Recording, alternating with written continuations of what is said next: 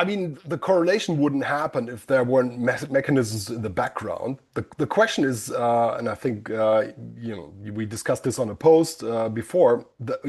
How do you want to read it? Like you could easily read MMM as marketing decisions being made because of sales results, right? So the sales are low and down, and then management decides to spend more to make up for the lost sales. So you could actually take an MMM and probably make a marketing decision model out of it. But it's not that, that's not the causal direction that interests us. So we're defining concepts of cause and effect that go implicitly into this model, and that is, marketing is independent of the other factors. It's exogenous in our talk, and it will affect the model system during the defined duration.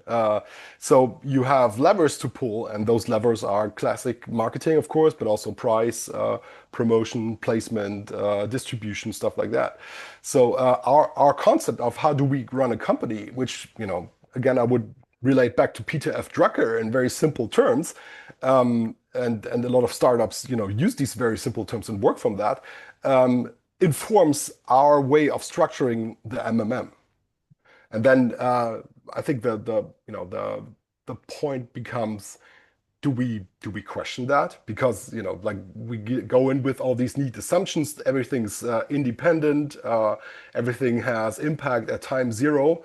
And if you think about it, it's probably not true. And if you look deeper into the data, you will always find exceptions to that. You will find dependencies, you will find multicollinearity between different variables, which inhibits management. You will have some phenomenon called endogeneity, which like as a simple layman concept, you could think about uh, people clicking on Google Shopping to buy items, and then Google Shopping will look terrific and like the best investment you can make.